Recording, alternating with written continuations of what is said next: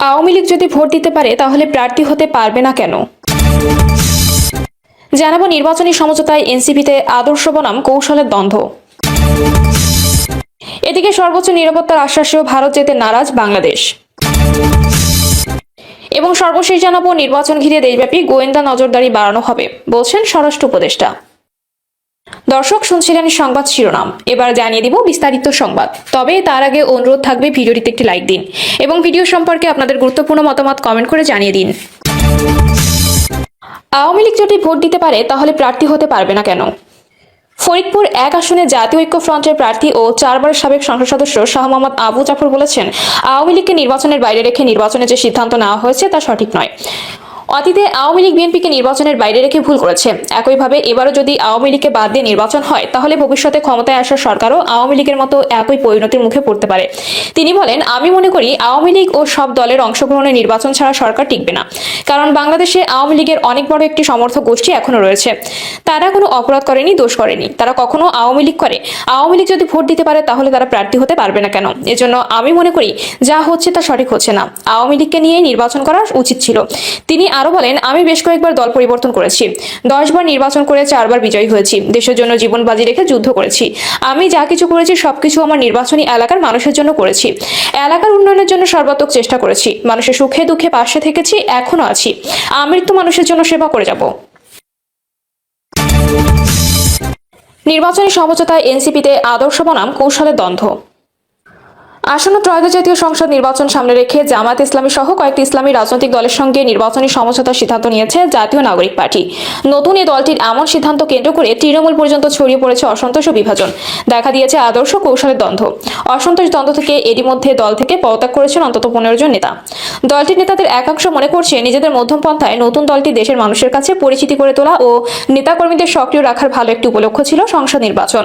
তৃণমূলের নেতাকর্মীরা ব্যাপক হতাশ। দলীয় সূত্রগুলো বলছে, এনসিপি যাত্রা শুরুতে নিজেদের একটি মধ্যপন্থী ও নাগরিক রাজনৈতিক শক্তি হিসেবে উপস্থাপন করলেও সাম্প্রতিক জোট রাজনীতির মাধ্যমে দলটি ক্রমশ ডানপন্থী রাজনৈতিক ধারার দিকে ঝুঁকে পড়ছে।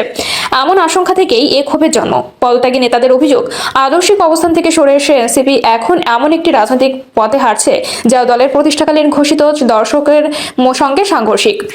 এনসিপির একাধিক সূত্র জানায়, দলের নেতৃত্ব জোট গঠনের বিষয়ে তৃণমূল কিংবা মধ্যম সারি নেতাদের সঙ্গে আলোচনা করেনি, বরং শীর্ষ পর্যায়ে সিদ্ধান্ত চাপিয়ে দেওয়া হয়েছে যা দলীয় গণতন্ত্রের পরিপন্থী।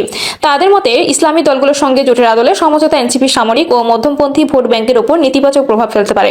এনসিপির কেন্দ্রীয় নেতারা দাবি করছেন, এই সমঝোতা একটি বাস্তববাদী রাজনৈতিক কৌশল। বর্তমান রাজনৈতিক বাস্তবতায় বৃহত্তর ঐক্য ছাড়া নির্বাচনে কার্যকর ভূমিকা রাখা সম্ভব নয়। দলটির নেতারা বলেছেন, এনসিপি এখনো মধ্যমপন্থী রাজনীতিতে বিশ্বাসী। জোট বা সমঝোতা মানে আদর্শ বিসর্জন নয়। ধারণা করা হচ্ছে এই জোট এনসিপির জন্য স্বল্পমেয়াদী নির্বাচনী সুবিধা আনতে পারে, কিন্তু দীর্ঘমেয়াদী দলটির আদর্শিক পরিচয় ও সমর্থক ভিত্তি নিয়ে প্রশ্ন তৈরি করতে পারে। বিশেষ করে নতুন ও তরুণ ভোটারদের মধ্যে এনসিপির যে আলাদা আকর্ষণ ছিল তা ক্ষতিগ্রস্ত হওয়ার আশঙ্কা রয়েছে। যেহেতু জামাতের সঙ্গে নির্বাচনে জোট হয়েছে, এই জোট নির্বাচন পর্যন্ত তো আছেই। এরপর দলীয়ভাবে সিদ্ধান্ত নেওয়া হবে এই জোট সামনে কতদিন থাকবে। নির্বাচনের ফলাফলের ওপর ভিত্তি করে সিদ্ধান্ত নেওয়া হবে যে জোটের প্রয়োজনীয়তা কতটুকু থাকবে। ভোট সামনে রেখে সৃষ্ট এই অস্থিরতা আগামী দিনে এনসিপির সাংগঠনিক শক্তি ও নির্বাচনী প্রস্তুতির উপর কি প্রভাব ফেলে সেদিকে এখন রাজনৈতিক অঙ্গনের দৃষ্টি। এনসিপি যুগ্ম আহ্বায়ক মনিরা শারমিন বলেন, কে দলে থাকবে বা কে চলে যাবে এটা ব্যক্তিগত সিদ্ধান্ত। স্বাভাবিকভাবে এক ধরনের টেনশন দলের মধ্যে বিরাজ করছে।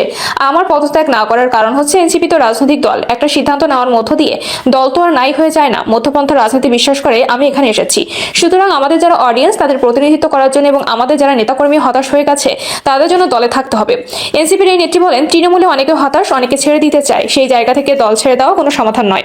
আমি আমার জায়গা থেকে প্রতিবাদ জানিয়েছি যে আমি নির্বাচনে অংশগ্রহণ করব না। হয়তো পরিস্থিতি সিদ্ধান্ত নিতে হয়েছে, কিন্তু দল মধ্যমপন্থী রাজনীতি করবে। ডানপন্থী দলগুলোর সঙ্গে জোট গঠন এনসিপির ভুল সিদ্ধান্ত কিনা এমন প্রশ্নের জবাবে তিনি বলেন, জোট গঠন সঠিক নাকি ভুল সিদ্ধান্ত কিংবা যারা পদত্যাগ করেছে তারা সঠিক, এটি এখনই বলা যাবে না। ভবিষ্যতের জন্য অপেক্ষা করতে হবে।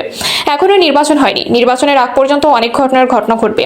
তার মাধ্যমে হয়তো আমরা সেই বার্তা পাবো। এনসিপি থেকে পদত্যাগ করেছেন যারা, জামাতের সঙ্গে এনসিপির সমঝোতার বিষয়টি চূড়ান্ত হওয়ার পর আগের দিন সন্ধ্যায় দল থেকে সরে দাঁড়ানোর ঘোষণা দেন তাসনিম জারা। তিনি দলের জ্যেষ্ঠ যুগ্ম সদস্য সচিব ও রাজনৈতিক পরিষদের সদস্য ছিলেন। এর আগে 25শে ডিসেম্বর বিএনপির ভারপ্রাপ্ত চেয়ারম্যান তারেক রহমানকে সমর্থন জানিয়ে এনসিপি থেকে পদত্যাগ করেন দলটির কেন্দ্রীয় কমিটির যুগ্ম সদস্য সচিব মীর আরশাদুল হক। তবে নেতাদের পদত্যাগে কোনো চ্যালেঞ্জ নেই জানিয়ে এনসিপি যুগ্ম আহ্বায়ক মুজাহিদুল ইসলাম শাহিন বলেন, তারা দল ছেড়ে যাওয়ায় দলীয়ভাবে আমরা চ্যালেঞ্জের সম্মুখীন হচ্ছি না, তবে তারা থাকলে ভালো হতো। আমাদের অনুরোধ থাকবে তাদের প্রতি, তারা যেন এসে আবার দলীয় কার্যক্রমে অংশগ্রহণ করে। তিনি বলেন, যেহেতু জামাতের সঙ্গে নির্বাচনে জোট হয়েছে, এই জোট নির্বাচন পর্যন্ত তো আছেই, এরপর দলীয়ভাবে সিদ্ধান্ত নেওয়া হবে এই জোট সামনে কতদিন থাকবে। নির্বাচনের ফলাফলের উপর ভিত্তি করে সিদ্ধান্ত নেওয়া হবে যে জোটের প্রয়োজনীয়তা কতটুকু থাকবে। দলের নেতার পদত্যাগে দলীয় ইমেজ সংকট দেখা দিয়েছে কিনা এমন প্রশ্নের জবাবে তিনি বলেন, দলের গুরুত্বপূর্ণ নেতারা পদত্যাগ করলে দলের কিছুটা ক্ষতি হয়, এটা অবশ্যই স্বীকার করতে হবে। তারা থাকলে ভালো হতো, তবে দলীয়ভাবে কোনো সংকট নেই।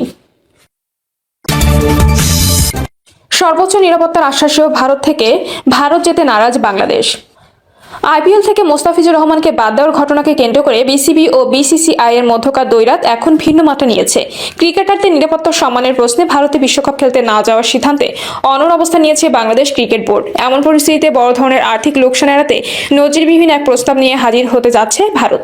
বাংলাদেশ যদি ভারতে বিশ্বকাপ খেলতে না যায়, তবে সম্প্রচার সত্ত্ব ও টিকিট বিক্রি সহ বিভিন্ন খাত থেকে কোটি কোটি টাকা লোকসানের মুখে পড়বে আয়োজক দেশটি। এই সংকট নিরসনে ভারত এখন বাংলাদেশ ক্রিকেট দলকে রাষ্ট্রীয় পর্যায়ে সর্বোচ্চ নিরাপত্তা দেওয়ার প্রস্তাব দিয়েছে। সাধারণ কোনো দেশের সরকার প্রধানরা যে ধরনের নিচ্ছিদ্র প্রোটোকল ও নিরাপত্তা পান, টাইগারদের জন্য ঠিক সেই স্তরের নিরাপত্তা নিশ্চয়তা দিতে চাইছে ভারত। ভারতের পক্ষ থেকে এমন নজিরবিহীন নিরাপত্তার আশ্বাস দেওয়া হলেও বিসিবির অবস্থানে কোনো পরিবর্তন আসেনি। বিসিবি তাদের ম্যাচগুলো ভারতের পরিবর্তে শ্রীলঙ্কা সরিয়ে নেওয়ার দাবিতে অনড় রয়েছে। বিসিবি সভাপতি আমিনুল ইসলাম বুলবুল জানিয়েছেন, বর্তমান পরিস্থিতিতে তাদের দল ভারতে নিরাপদ বোধ করছে না। আইপিএল থেকে মোস্তাফিজের মতো তারকা ক্রিকেটারকে যেভাবে অসম্মানজনক উপায়ে বাদ দেওয়া হয়েছে, তাতে ক্রিকেটারদের মানসিক নিরাপত্তা ও সম্মান ক্ষুণ্ণ হয়েছে বলে মনে করছে বোর্ড। নির্বাচন ঘিরে দেশব্যাপী গোয়েন্দা নজরদারি বাড়ানো হবে বলছেন স্বরাষ্ট্র উপদেষ্টা। নির্বাচন ঘিরে দেশের সার্বিক আইন শৃঙ্খলা পরিস্থিতি স্বাভাবিক ও নিয়ন্ত্রণে রাখতে দেশব্যাপী গোয়েন্দা নজরদারি বাড়ানো হবে বলে জানিয়েছেন স্বরাষ্ট্র উপদেষ্টা লেফটেন্যান্ট জেনারেল মোহাম্মদ জাহাঙ্গীর আলম চৌধুরী। একই সঙ্গে যারা নির্বাচন বানচালের চেষ্টা করবেন তারা ব্যর্থ হবেন। এ বিষয়ে আইন শৃঙ্খলা বাহিনীগুলোকে আরও কঠোর হওয়ার নির্দেশনা দেওয়া হয়েছে বলে জানান তিনি। স্বরাষ্ট্র উপদেষ্টা বলেন, সভায় দেশের সার্বিক আইন শৃঙ্খলা পরিস্থিতি পর্যালোচনা, আসন্ন ত্রয়োদশ জাতীয় সংসদ নির্বাচনের সার্বিক নিরাপত্তা প্রস্তুতি, জুলাইয়ের সম্মুখ সারির যোদ্ধা শরীফ ওসমান হাদি হত্যাকাণ্ডের ঘটনায় মামলা বা বিচারের কার্যক্রমের অগ্রগতি, অপারেশন ডেভিল হান্ট ফেজ 2 এর অগ্রগতি পর্যালোচনা, অবৈধ ও লুট হওয়া অস্ত্র উদ্ধার, মাদক বিরোধী অভিযান জোরদারকরণ এবং সীমান্ত ও পার্বত্য চট্টগ্রাম পরিস্থিতি সহ বিভিন্ন গুরুত্বপূর্ণ বিষয়ে আলোচনা হয়েছে। প্রিয় দর্শক, এই ছিল এখনকার সর্বশেষ সংবাদ। আপডেট সব সংবাদ পেতে চ্যানেলটি সাবস্ক্রাইব করে বেল আইকনটি ক্লিক করে রাখুন।